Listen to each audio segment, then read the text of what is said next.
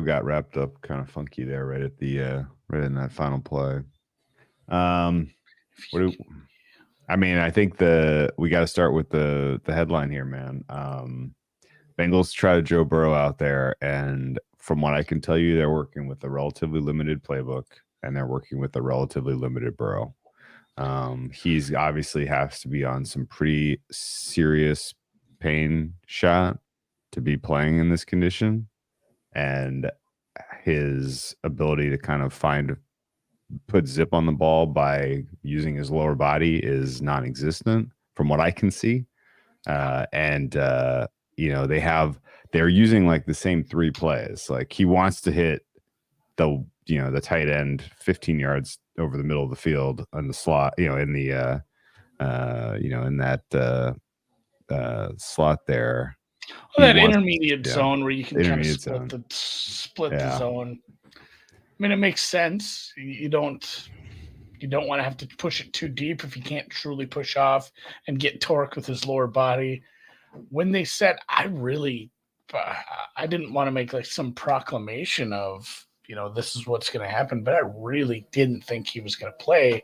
Trying to read the tea leaves, obviously incorrect.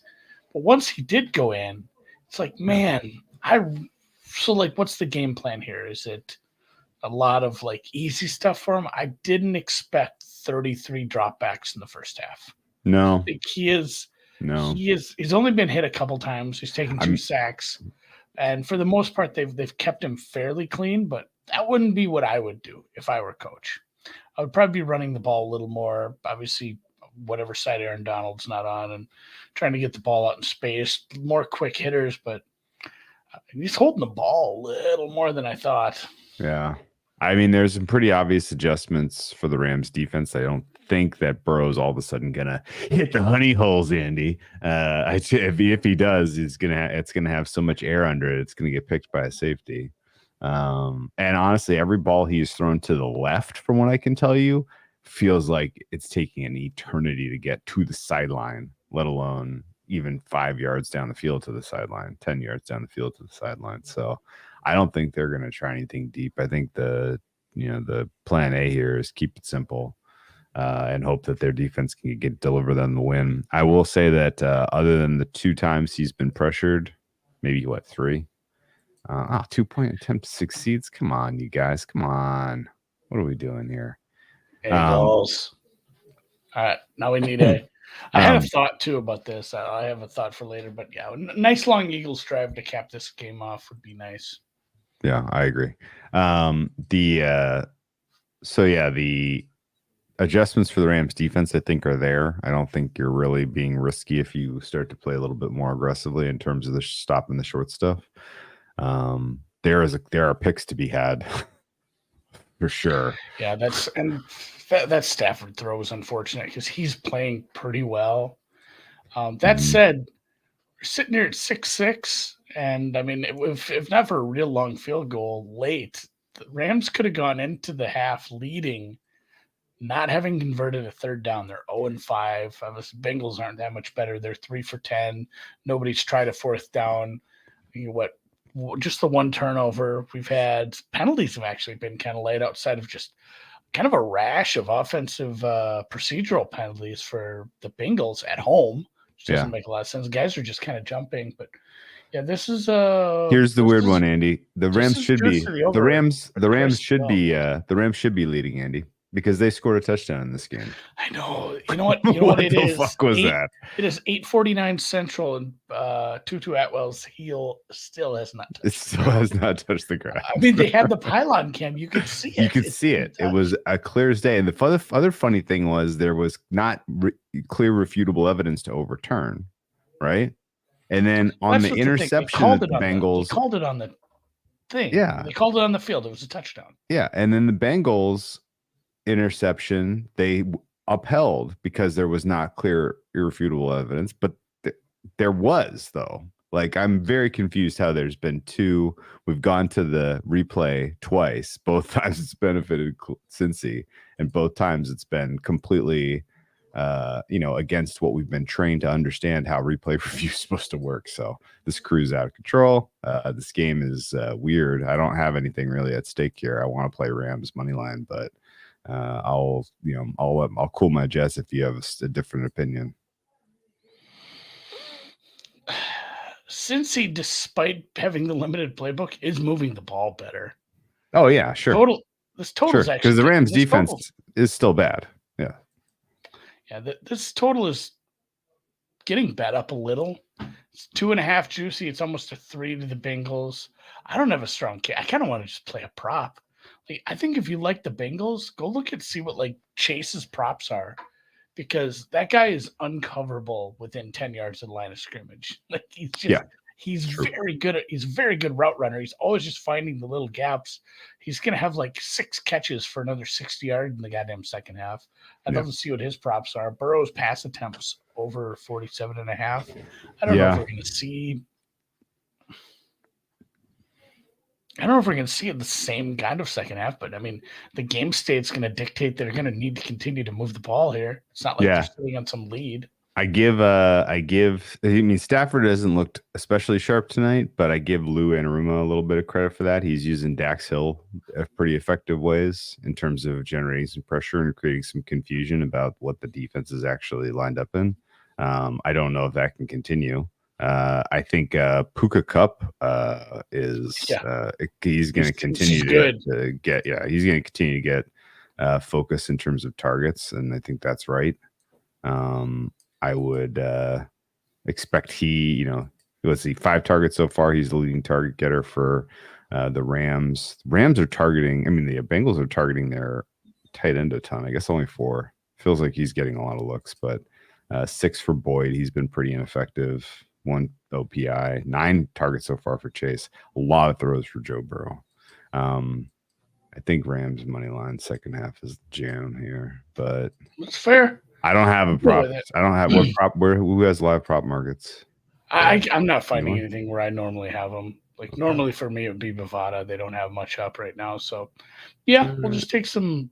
I don't feel great about it. I'm just gonna small stake this just to have something in this game. The chat really seems to disagree with this oversteam too. So I guess for the sake of you guys who are watching, listening, and chiming in, I'll cheer for the under as well, and I'll put a small stake on that. Yeah. The one other thing to kind of point out about this game, the broadcast has been 4 more catches is plus the broadcast has been pretty insufferable on the nature of why Burrow is struggling, and insisting it's because he didn't get enough practice time. If he's hurt, if that thought somehow pervades into the market, then Bengals might be a bet against continuing to go forward if they send Burrow out there in this state. I don't think this is just going to switch. Switch is going to flip at some point. They're showing the replay of that pick. That wasn't a pick, and I'm still like, okay, all right. I'm like, all right. I'm maybe like one. If every review you watch, you have an opinion on. There's not, once in a while there's one where it's just like I have no idea. But for the most part, I have an opinion. I'm like 1 for 12 on, just the opinions this weekend. Like, I feel like they'll probably call this a catch, or that's a touchdown, right? They made it on the field. They're not going to overturn this.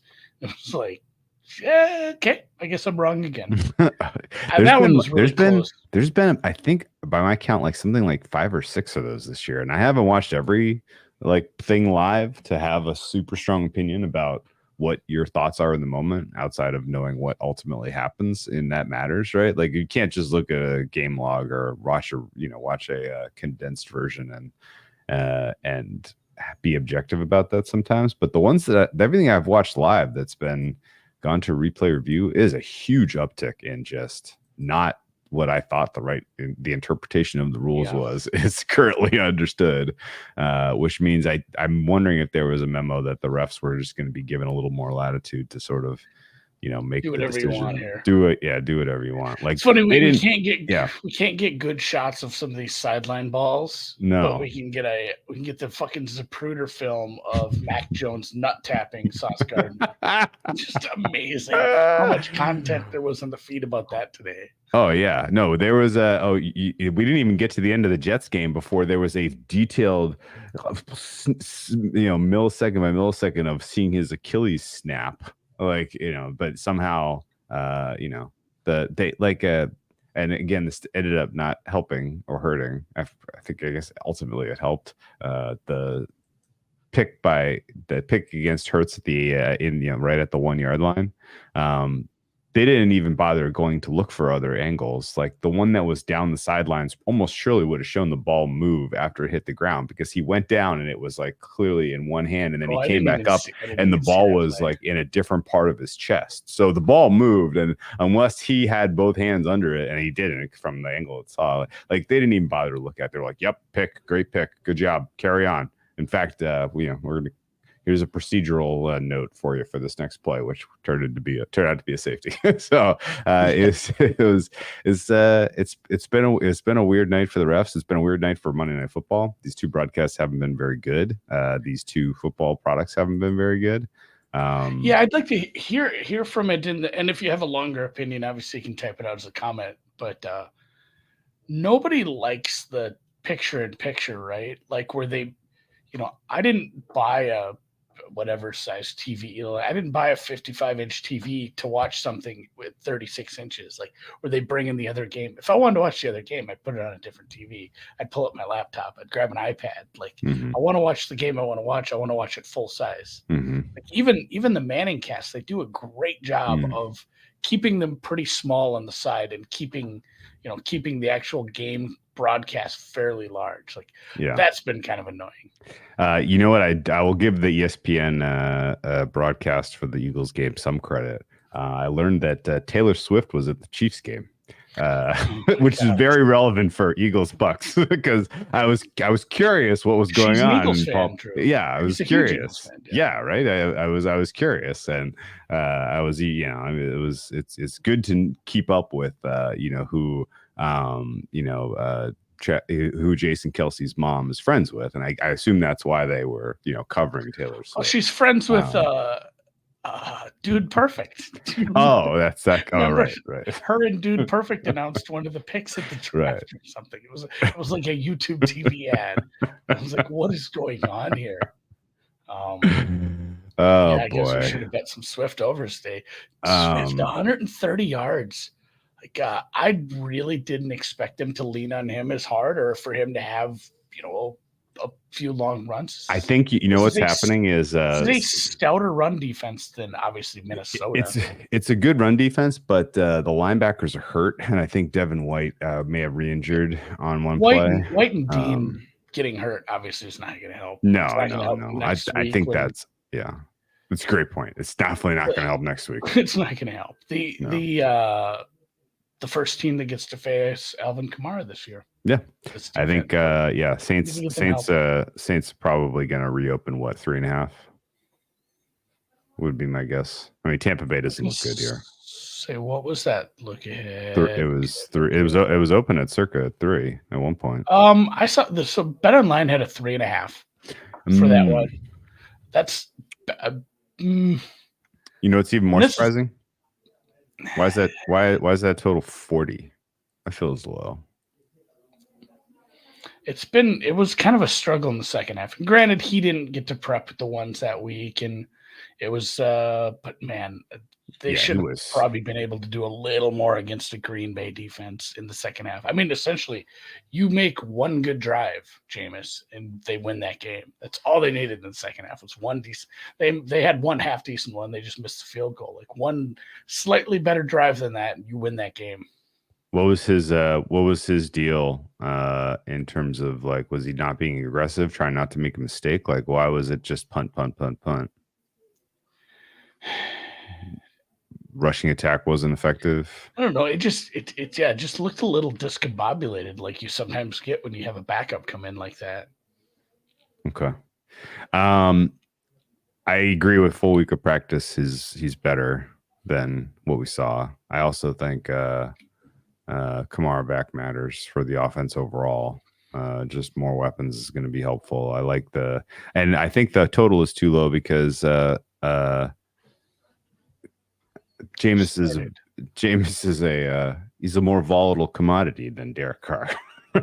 He's gonna get a little. He'll push it to Olave and Rashid Shaheed, whatever his name is. Yeah, Shaheed. Shaheed's a fast motherfucker. Yeah, he'll push it, but he'll also throw some picks. So if these injuries stick, if Dean and White miss time, yeah, especially next week, like that's a nightmare facing Olave's been crazy. Davis is out too, right? They're down 2 cornerbacks now, right? Yeah. All right, so that's over, I think. And the other kind of key takeaway I have from these games is the Bengals Tennessee game next week might land in the teens. That's going to be a nice under 44.5. If that reopens 44.5, Tennessee got healthy. Yeah, Tennessee got healthy in the secondary a little bit. Yeah. They're getting some guys back. They're still not like good players, but they're better than the backups to the bad players. So could see some improvement there. And Derrick Henry, I regret to inform the rest of the league that Derrick Henry might indeed just be done. So washed. Yeah. Like the stats we're seeing on him now, where it's like, how many tackles he normally breaks, and it's like he has not broken a tackle in 60 carries this year. It's just sometimes, Father Time is straight up. I saw him break a tackle on a reception in the Saints game. Maybe it was carries. Maybe it was carries. Carries. He had one Derrick Henry classic play, and I'm surprised they didn't call that an illegal block in the back on the Rams, by the way. The refs are usually pretty keen on that sort of shit, and that looked illegal to me, but oh well. Happy, good. That's good. Let this drive continue, please. You know what that was, Drew? What was that? Was that third down or was that second? It was first and 15. Oh yeah, that was a 1st and 15. Yeah. I say we still don't have a third down conversion. I want to see them win this game without a third down conversion. That'd be fun. That's like how the Patriots. What's the anomaly about the Patriots versus the Jets? They have now won 3 games in a row without a single possession in the red zone. Was that one you gave me yesterday? That one's just wild. Well, the fact that they want to win any game without having red zone plays is crazy. I mean, 3. Yeah. Yeah. The one I would like to see, and we didn't quite get this. I was really hoping the Eagles would come out running the ball a little more, and they did to a certain point, but they didn't bleed the clock like I thought. Yeah. I'd say if I'm a coach, and I know this is easy to say because I don't have that 7-figure job that I could lose by being a fuck up and trying to pull something like this, but if you ever start the first or third quarter with the ball and you have a 10-minute scoring drive, you have to onside kick. Mm-hmm. Because I would just love to be that team didn't have the ball in the third quarter.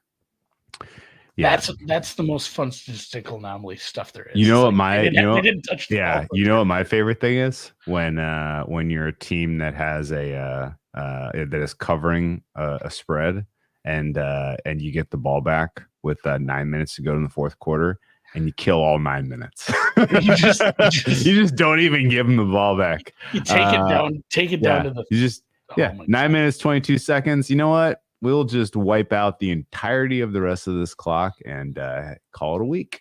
the third down plays on this Eagles drive have been very good. Very, very good. Yeah, very good. Your AJ Brown. I don't give a shit about the time if they punch it in. If they want to just score right away, whatever. If they want to, yeah. I mean, you know what? Tampa for the people on the second, I know some people on the second half under.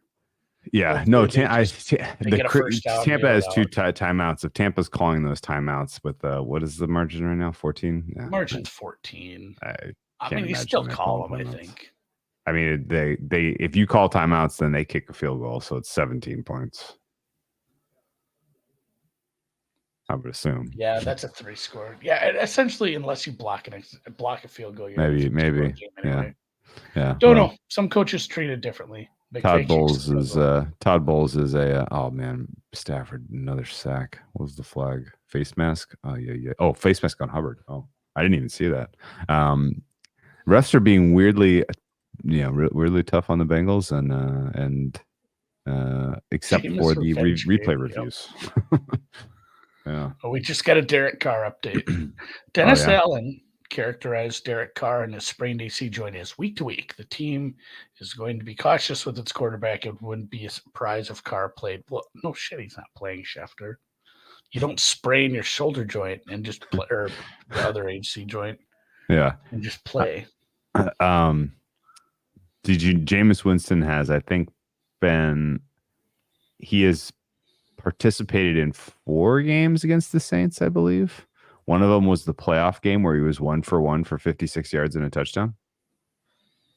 You remember that? I'd have to check. Drew Brees couldn't throw the ball further than 10 yards anymore, and so they brought in Jameis Winston for a trick play, and he threw it was like a flea flicker, maybe? I don't remember. Or was it like fake when they punt? brought in Andy Dalton for the Yeah, it's like, hey, bring in Jameis Winston. We're gonna do a downfield pass. All right, good job. All right, back to Drew Brees. They lost that game 30-20 to Tom Brady and the Bucs, by the way. The Saints, he also had one other game where where he tore his ACL. He was like 6 of 10 for 56 yards and a touchdown in that one too. So but he had a 2022 performance against the Bucs where Winston was not good. not great. It's not like he's especially efficient against this team for whatever reason. I'm gonna do some awards updates tomorrow for my writing in the morning. I joked in the Discord a little. This is the part of the year where we have it all figured out. We have all 7 awards handed out, and then like of the favorite, one of those guys wins. We're not even a quarter way through the season. Who's the favorite, Drew? That falls off without injury. Who is the favorite that falls off without injury? I mean, the easy answer is it's probably Parsons, because there's other guys that are really, really fucking good in that market. Well, he's the weakest favorite right now because that is truly a hard 3-man race, as we saw. And kudos to the Deep Dive DGen guys who took Myles Garrett at 16-1 and 14-1. That was an egregious number that I just didn't get to see offshore. Like, you guys took advantage of FanDuel hanging kind of a silly number on a guy who is playing an all-world defense, is going to get his numbers at some point. And then he goes and gets the 3.5 sacks. He's right in the mix yet, but it is probably Micah. I kind of want to disqualify him because he's not a true favorite, but of the, the 3 Dolphins, Bijan, Jalen Carter. I could see Bijan slipping, just especially because, I mean, the movement on CJ Stroud after one solid performance was pretty aggressive. But the Texans don't have an especially tough schedule, and if they're going to play that well offensively, then they could win some games. They could move in pretty good. Comeback player of the year, that guy could. He could continue. That guy could play a couple snaps and get a tackle. I know, but without injury, he's going to continue to drift without injury because he's crazy. Not, until he's active. But I guess on the active roster. I guess here's a question for you: if there's an injury otherwise to a Bills safety, Eagles. No, nice. That was beautiful. Second half under. Yeah. If there's another red zone trip for the Rams that ends in a long field goal and a short field goal, unbelievable. The 5-minute drive. Point I was making was lost. The DeMar Hamlin thing. Yeah. If you get word that he's going to be active in a given week, is it an auto bet to take him in the price range he is now? Yeah, he's around even money a lot of places. Like, I don't know. He just really has to play one snap, right? I need a better analogy, so I won't even use my old one. But the news cycle is so fast nowadays, and people forget so quickly. Like, once we're through a whole football season, there's so many other storylines. Scorigami? It was Scorigami. 5-11 was a Scorigami? Yeah, it doesn't happen that often. We had 2 this week? Yeah, it was a truly blessed week. When was last week we had 2 Scorigamis in the NFL? It's By the way, while. When we were looking at 50-point losses, there's been some 70-point games that have had just a ridiculous amount of points on the other side too. The highest scoring game of all time, the 72 by the Redskins back in the day. Oh The yeah, other team scored like 40 points. yeah. I'm not sure what was happening. If like one team got to play downhill half the game. So I did a little bit of research, by the way.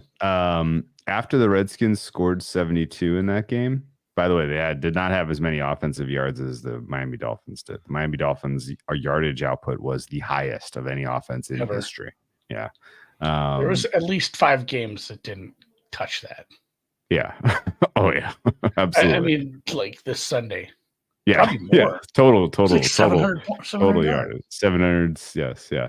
After the Redskins won, and this is unverified research. This is just looking at Football Reference. So the Washington Redskins beat the New York Giants 72-41.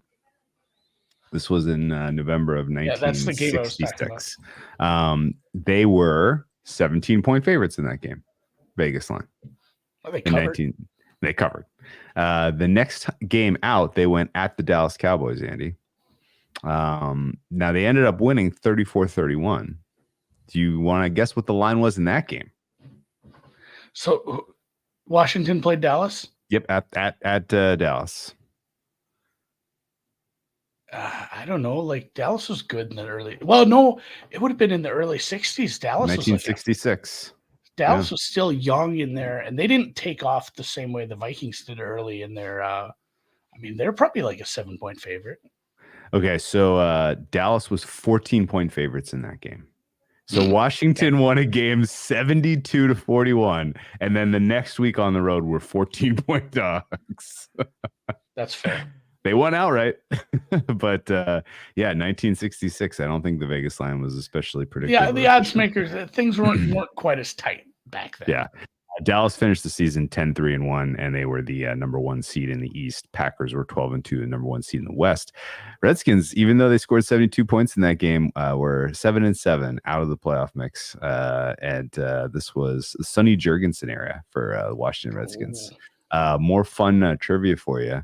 The other kind of like really wild card, huge, outlandish, lopsided 70-point score was the LA Rams winning 70-27 in 1950. You remember that game, Andy? Was that Van Brocklin game? It was. You stole my thunder. That's where I was going with this whole thing. I believe he set the record for touchdowns thrown in that game. Norm Van Brocklin. That's exactly correct. He went on to coach the Minnesota Vikings. That's hysterical. Okay, so here's the crazy thing. You ready for this? That was a poll. That was a poll. I was going to ask you who the quarterback was. Norm Van Brocklin, 1950 Rams. Here's the crazy part about this, right? Let me pull up 1950 and tell you what happened here, because this blew my this is 1950, right? The Cleveland Browns were champions, I believe, this year, league champions. Cleveland Browns. Yeah, this was in the run where Jim. It was pre-Jim Brown, but it was like still very much in their dynasty years. Yeah, the Browns actually beat Norm Van Brocklin and the LA Rams on Christmas Eve to win the championship, 30-28. I mean, like, probably more entertaining than today's NFL. It really moved the championship back. It's like 6 weeks later. Yeah, it was Christmas Eve was the championship game. But yeah, that year. The Rams did their damage early in the season, I believe. Yeah, it was week 6 when they beat the Baltimore Colts 70-27. The next week, and by the way, I think there was a Vegas line for this, by the way. I believe it or not. The Rams were 17-point favorites in that game. They won 70-27. The next week, there was a lot of 17-point favorites back in the 50s. There were. I didn't even know that the LA Rams. I didn't even know the LA Rams were in LA in 1950, but they were. The next week they hosted the Detroit Lions. I don't have a line on this game, but outdoors on the grass, Norm Van Brocklin slinging it again. What was the Rams' offensive output after scoring 70 the week prior? I'm guessing like 14 points or something hilarious. They beat the Rams 65-24. Jesus. So 130 points in 2 weeks. 35 points in 2 weeks. I think that's got to be a record, Andy. But yeah, it was absolutely insane. I'm not watching what's going on. How are the Bengals already at the 50-yard line? Bengals are moving. Yeah, I think the Rams moved from Cleveland not too long before that. Okay. It's funny, like LA has had two teams sometimes, New York has kind of always had two teams, but Cleveland had two teams for a while. Really? Chicago had two teams for some spells too. You had the Staleys and the Cardinals. I think there was and obviously the Bears. Maybe they had three teams at one time. You want to know something crazy? Yeah, this is back in the days too, like where they would go play Notre Dame and lose. Like the Four Horsemen would beat them 21-3. Well, you know who wasn't losing to Notre Dame was the Cleveland Rams. 1945, fresh off a World War II victory for the United States. Go Allies. The Cleveland Rams won the NFL championship. Did you know the Cleveland Rams have more NFL championships than some existing franchises? Yeah, like my squad. Actually, the Vikings technically have an NFL title because it was pre-merger. Oh, I'm sure. And that counts. So here's the wild thing. The 9-1 Cleveland Rams won the NFL championship in 1945. They moved to LA the next year. The Staleys are the Bears. Okay. Cleveland literally was like, oh, congratulations. Thanks for winning our city a title. Get the fuck out of here. We want the Browns. Rams, you are ejected. And so the 1950 NFL championship where the Rams lost to the Browns, that was like literally there was some lose town. Yeah, there was some serious bad blood there. God, I should have gone home a half hour ago. Here we are talking about the Browns. We should do this as a podcast. We're not even going to preview week 4. Crazy shit. About old games.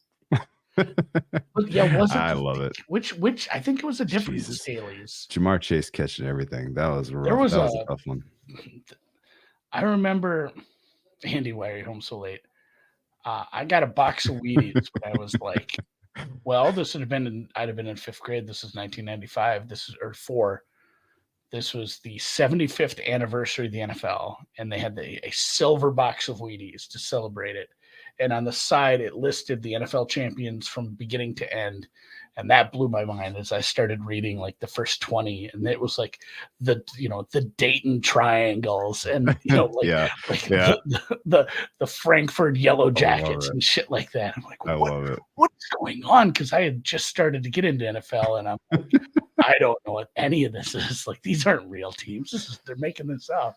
I might still have that box. I saved it. It wasn't like a collector's item, I'm sure, but I liked it because it was silver and it was cool and it was NFL, and I was really starting to get into it at that point. Frankfurt Yellow Jackets won the NFL championship in 1926. Not the most ridiculous champion though. The 1928 champions, I think, hold that title. The Dayton Triangles? Nope. Dayton Triangles never won. Oh. It was the Providence Steamroller. Well, the Steamer. The Providence Steamroller won an NFL Shout out Connecticut. Yeah. The Rams should stop playing whatever zone this is because it's not working. Yeah, it's not working. I don't like their defensive adjustments at halftime. I don't like them at all. Burrow is he's still doing the same kind of. Yeah, whoever made a case for Burrow over attempts, he has like 40. Yeah, they're not even by. Yeah, he has 47. Yeah, 37 attempts so far. His ADOT is going to be amazingly weird. I thought they announced Breanna Stewart. I saw that tweeted about, but I don't know if it was real or not. Yeah, I just saw somebody mad. I think you probably saw the same tweet. Like Sprats was mad or somebody along those lines. So we're whitewashed in the WNBA. All right, guys, we're gonna call it a night. Yeah, all right.